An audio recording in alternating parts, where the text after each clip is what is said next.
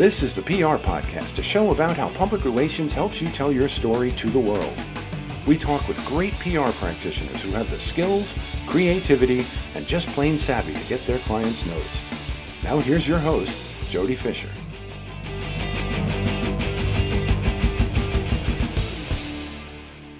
Hey everyone, and welcome to the PR Podcast. I'm Jody Fisher, and thanks for joining us. Well, welcome to September, officially September, fully kicked in. If you have kids, they're back to school. If you have a job, you're back to work. If you have new clients, and hopefully you have some new clients, hopefully you're getting started with those. I've got some new clients. I got some new projects. We got things in the pipeline. I think for all the things that are going on in the world, things are really busy in the business world. As far as I'm concerned, hope things are trending in the right direction for you as well.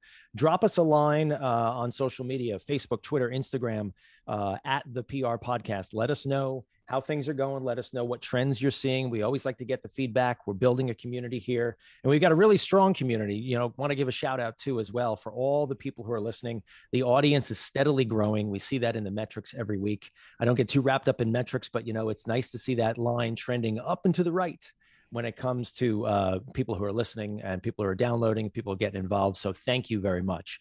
Also, just a quick shout out, as we do frequently on the PR Podcast, to make yourself a guest. If you are listening out there and you think you have something to say about the PR business, public relations, the news business, or even anything else that has to do with how news is made, right? The decisions that get made or the coverage that you see, if you have a perspective on that and you want to lend your expertise here, we would love to hear from you. So please reach out to us on one of the social channels. Twitter is probably the easiest way to get in touch with us. DM at the PR Podcast, or me at Jody Fisher on Twitter. And let us know what you want to talk about. Give us a couple of ideas of what you might share with the audience, and we'll get you booked as a guest. Speaking of people who have been reaching out to us, this guest actually did, and we are happy to have her. So let's get right to it. Chandra Gore is more than a business consultant and a publicist. She is a host, media correspondent, and moderator, blending her unique comedic timing, laughter, and wit. She manages her personal brand, Conversations with Chan, as a podcast, YouTube series, and a publication. With an unconventional start in 2013, and we're going to let her get into that, she has worked with entrepreneurs to help them create foundations for success through her boutique consulting and public relations firm. She also heads a production company, SCM Productions, which produces live comedic events, hosting her successful inaugural comedy festival, the Greater Northern Virginia Comedy and Film Festival, in 2019. She's anchored herself as a woman to watch in comedy, and her community organization, the Urban Flight Foundation, brings voters and other community information to the underserved. She is also an author and an all-around very impressive person. Chandra, welcome to the PR Podcast. Thank you so much for having me. I'm excited. How do you squeeze all this stuff into a day? Very, very schedule oriented, like very, very dedicated to my schedule. I schedule my naps. I schedule my water. I schedule everything. So that's how I'm able to manage all of this thing. I tell you, it is a lot. So let's start maybe at the beginning. Tell us about that unconventional start that we referenced in your intro. So, okay, in 2013, I was just having a conversation with someone who wanted to launch a business. Now, before that, I had stopped doing consulting, and then I was like, you know what, let me help you get your business in order. So I put together a plan, where they needed to go, who they needed to talk to. Then I also put together a calendar for what they needed to do, so when they went to launch their business, so that they can get awareness and to get the word out. And I didn't even have a name for my business at all. I just gave her the packet and kept it moving. And then fast forward, I was working with a CEO, and I was consulting her on projects. She got a project that she needed to get press for. So I was like, okay, cool.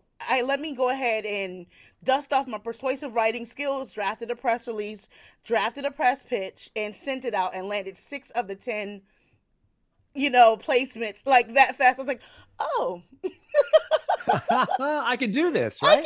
Yes, because normally I was in the marketing department. I just focused on proposals and making sure the white papers were right and making sure that our communications to the public was fine, and then, that was what I did. I didn't do the PR part. I didn't do the dissemination and the, media alerts and stuff like that. But I was like, oh, I can do this again. And so that's where it started. That's why I don't have I have the unconventional start of that wasn't my first focus. Like my background is project management and engineering, and here I am in public relations. That is very, very interesting. I mean, a lot of us have told our stories here on the show, and mine included maybe less unconventional than others. Originally a reporter, segue into PR. Kind of a shift there, but you just had a hard right or a hard left turn there. It sounds like, but really found how it worked. How did you manage to figure out who to send this stuff to? I mean, we talk so much about like knowing your targets, right? How did you know who to send this stuff to? I already did research with finding out who contract managers were or who different companies they reported to. I checked the news feed to make sure that they were okay to bring on to proposals. So I was I was looking at who was writing what articles and what. And so from there, it was just the research of digging a little bit, calling the right news outlet, getting either the production manager, knowing who to talk to, and then that's where it went. Whose email? And then I read a little bit about what they covered to make sure it aligned with what I was sending, and it all just. And that's one thing people need to understand. Like, you have to kind of go back and read at least their last 3 to 5 articles to figure out if that's their beat, because sometimes it's not listed on their profile. And that back then I didn't have access to any database. I had to curate my own database. So that's how it's easy to focus on who would do a theatrical play, like who would do something in a theater. Just going through and researching, that's how I was able to figure out who was doing what, and then where in the news cycle it would fall. Because a lot of times a lot of people don't ask, hey, when do you have your meetings for production? And a lot of times, sometimes they'll give it to you, sometimes they don't. And so if you time sending your pitch, when they're getting ready for their meeting, they'll take it into the meeting to discuss. Yeah, I've done that too. That's a great secret. Go ahead, keep going. So that's what I did, and that's how I've been able to use that strategy to my, and I have a list of what network and what time they're doing, what day of the week their production meeting is. So, and it's like someone's like, oh, you're sending emails every day. Yes, because there's so many other factors. Somebody could be on vacation, and I'll always write their vacation down. And it's like, just so that I'm not one of those ones that falls into that bucket of emails they got to go through. Nobody wants to go through emails after vacation. Nobody does. And nobody does. They just delete. If it's important enough, they'll get back to me. Absolutely. So this is what you do. You time it to I'm not going to give my secret, but I time it for it's a sweet spot right after they get back from vacation. That is very smart. And you can see why you were a good engineer, because the detail comes right through to what's going on, and engineering and science, as we know, is all about details, right? Yes, that's the devil is in the details, and people a lot of times they oh, you see all these stories, these reports saying, oh, everybody pitches on Tuesday. It was I laughed at that because really.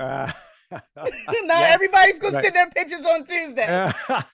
I'm going on Monday. I'm going on Wednesday. I'm going on the days that I know that I get the most opens. You have to test it. You have to do trial and error, test it, and then keep. It just takes a little bit of time, but it's worth it. That is such a great story, and you are 100% right. I am here for it. Is that how your consulting business takes flight?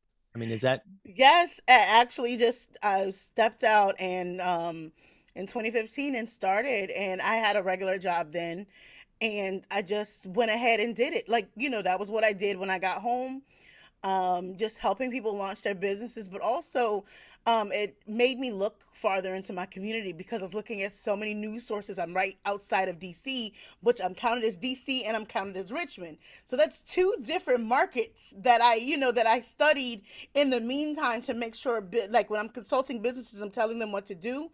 I'm able to give them that guidance, because at the beginning, people, they don't really understand that strategic communications is key to launching a business, because without people, there's no business.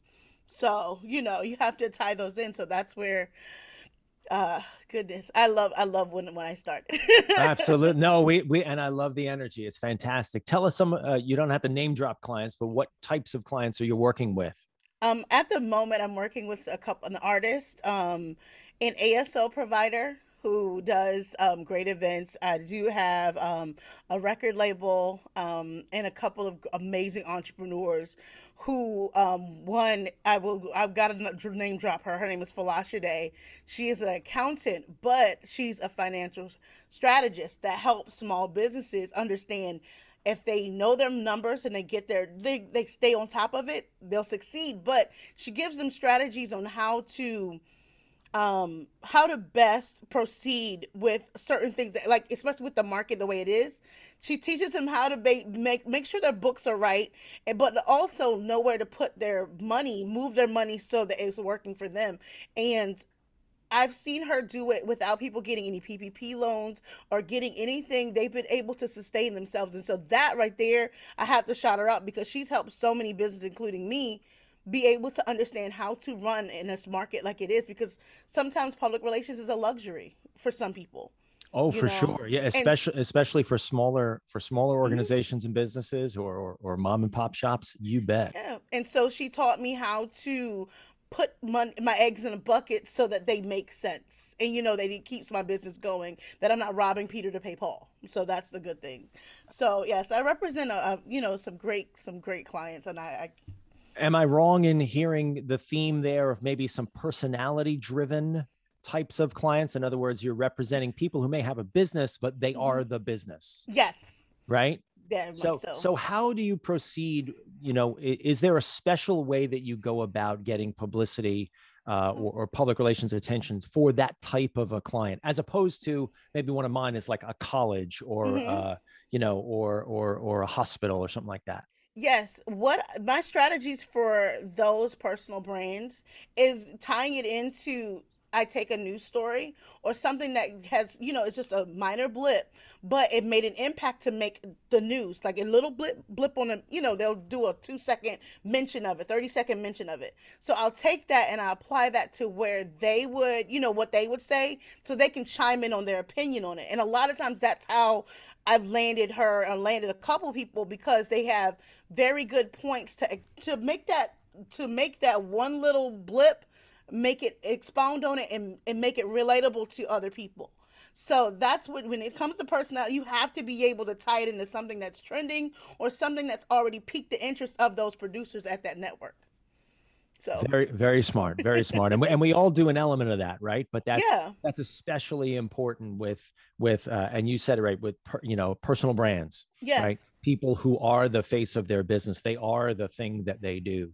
And yeah, that's super important. What your personality, your own personality comes through so strongly right here out of the gate on the show. This is really terrific. Let's talk a little bit about your work with the comedy festival. I was really intrigued when I was reading your bio, your whole events / comedy background. And you do stand up too?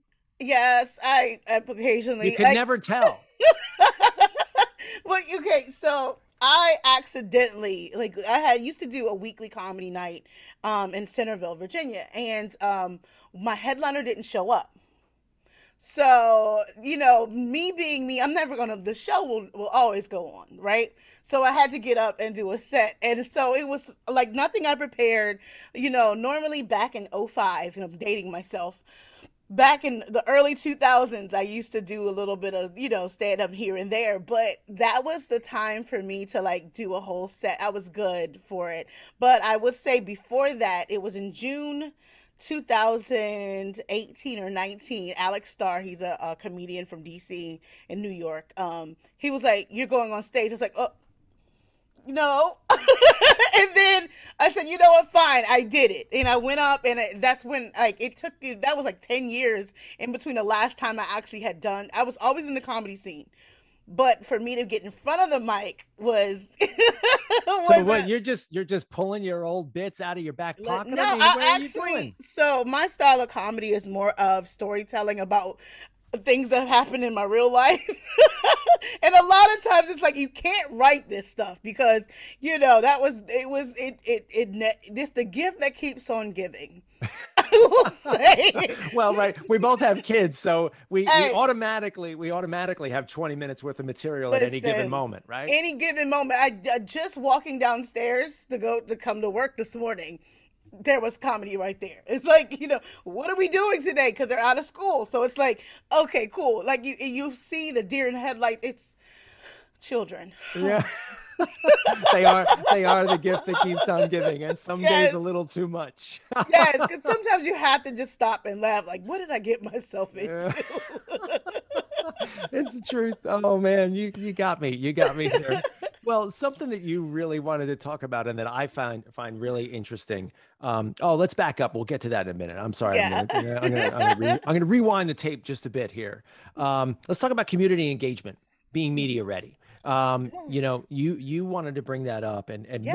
what do you see as community engagement? How do you work with your clients to affect that? So what the first thing I normally do is I ask them, "Hey, what's your local newspaper?" And if they can't answer that, then we need to talk. We need to figure something out here because normally in your community, like sometimes if you launch a business and you have your community support around you, that support within itself will give you the baseline of where you need to go to build, right? So if you don't know who your local newspaper is, even if it's a reporter at the Patch, which is a locally based newspaper, even though it's nationwide, it's very hyper local. And a little bit of a resurgence here in Patches, in my Yes. neighborhood, at least, for sure. It's everywhere because you know what? More people want to know what's going on around them because of the fact of the things that are going on in the news, things that are going on in the world.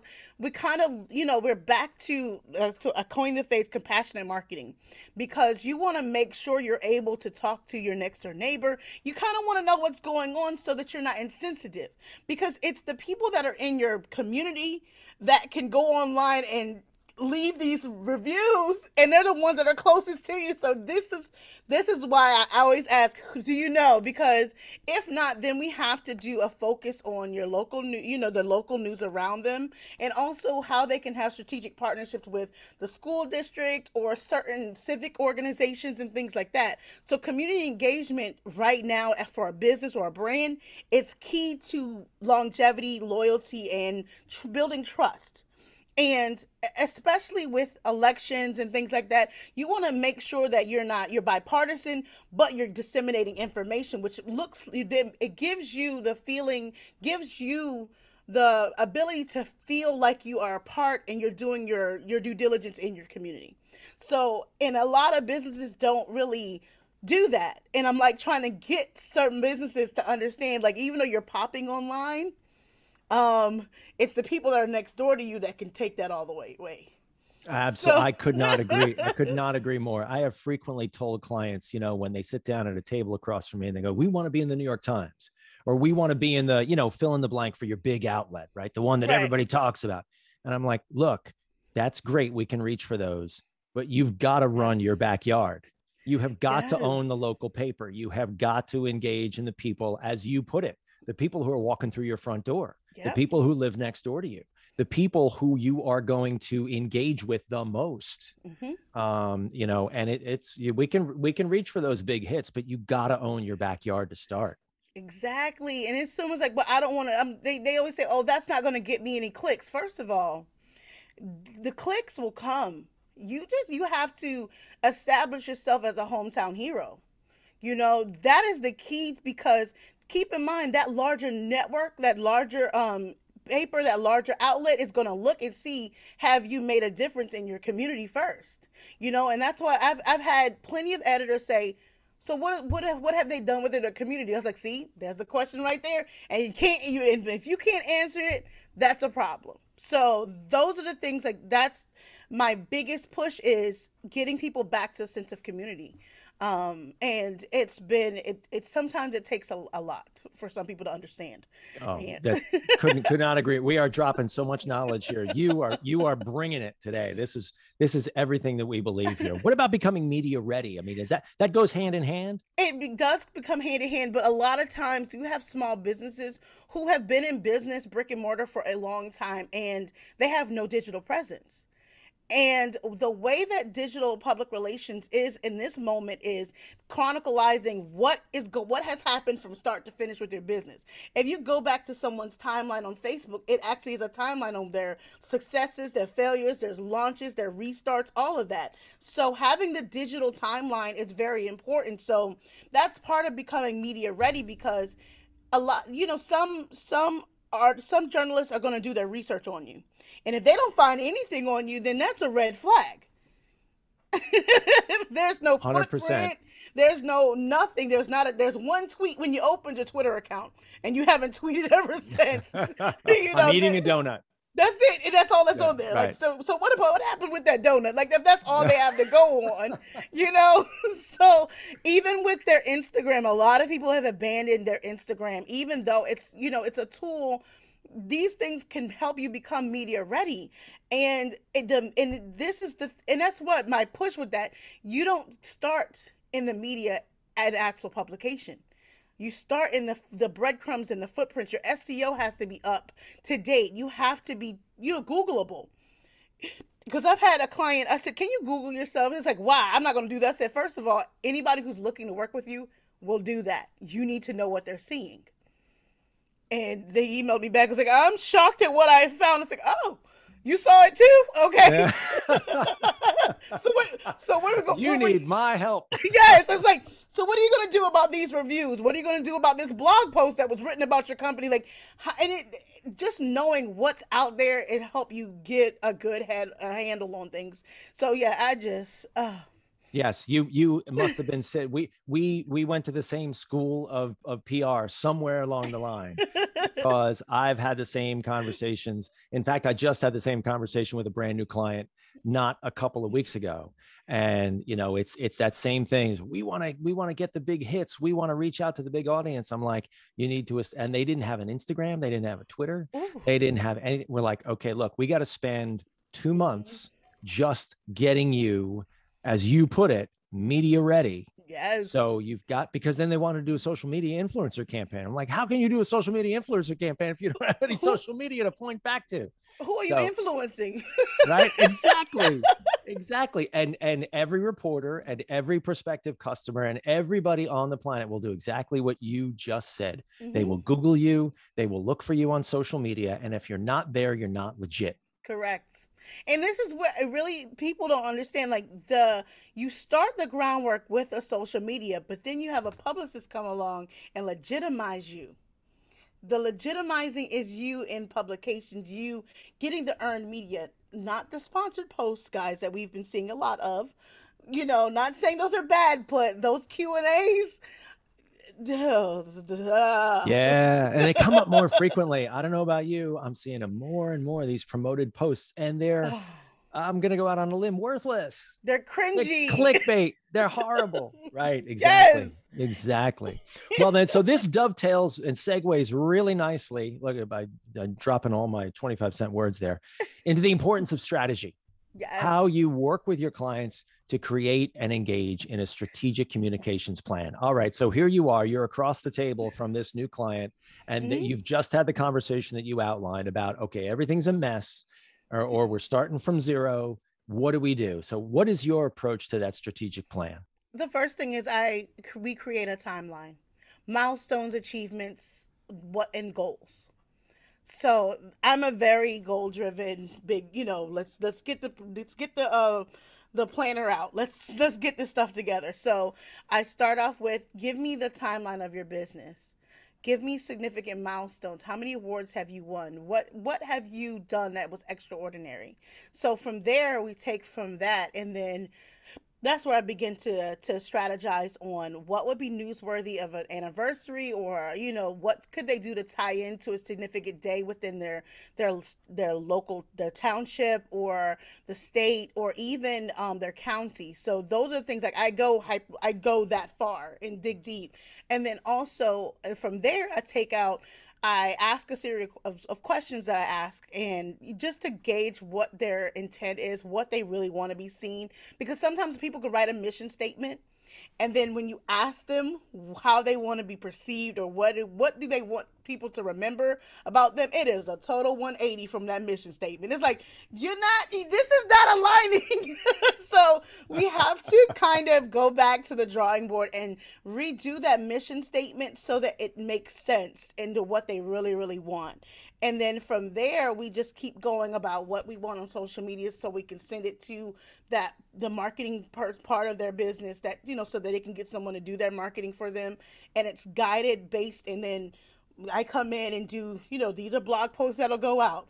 These are these things that'll go out. We're going to pitch this cycle here. So it becomes a full 12-month plan of action. And a lot of people like to see a big picture, like to see 12 months. I give 12 months because I want them to understand public relations is not a quick fix. So come on, bring yes, it, so bring that's it. what I'm saying. With the 12-month, you actually can see this is where we started, and it gives you metrics to look at as you go along, and you realize at the end of that 12 months, like, dang, you've created a full body profile that the media and your customers and potential customers can see. And you look, in the span of 12 months, you've done your job, you've done what was necessary. So yeah, that's I love that whole perspective, because it brings out a couple of things. One is planning. yes. You got to know what you're going to achieve. And that also serves as a roadmap as you look in the rear view to say, we did this. Oh, we might've missed that one. Yep. Maybe we had an opportunity to go back, or you know what, we just fell down on that one. It didn't work out, whatever. But you have that way of assessing where you're going to go, but also what you achieved. Yes. You also, doing that forces the client to engage. And I think this is so important. Yep. When you're working with PR, you know where I'm going, to get them to get invested in what we are doing for them. Because I think many people, and especially those people who have not worked with a public relations professional or publicist before, think it's set it and forget it. Yep. Think it's, I got someone to, I hired a guy to do that, and they're going to do it, and I don't have to worry about it. You have to worry about it every single week. Yes. I have weekly or biweekly clients, meetings with clients at a bi-weekly. minimum. Yep. At a minimum, right? Because you've got to talk. It's 30 minutes. It's not a lot. It's 30 minutes. It's what are we doing this week? What's happening this week? What's happening next week? And what's coming up next month? What can we set our eyes on that is going to happen? Because in that time frame of that discussion, that 30 minutes, you'll find out something that was left off of the checklist, something that may have come up, something like Something may new have came happened. up, Yeah, right. something amazing. Oh, I got an email from such and such, and we're doing this. We're in hyperdrive. Like, wait, Those are the best stories, right? Like, They're the best. let me pull this and get this done. So yeah, a lot of times I do bi-weekly calls, and I make them schedule them in advance. Like, I don't care where you are, I want you on my schedule, and that's what it is. And that it forces them to engage. It forces them to bring you. I'm a big fan of these really lame analogies, but it's I'm the carpenter, right? But I can't build you the house unless you bring me the tree. Yep. You've got to tell me what's going on. I can't make this stuff up. Right. And you got to get them to engage. So that timeline, I love the concept of that timeline.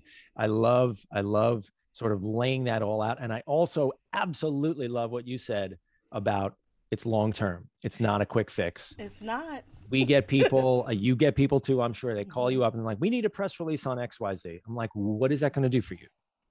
Like, great, a press release. Okay, that's the vehicle, but what does it accomplish? What does it do? Right. And how does this fit into your overall plan and your strategy?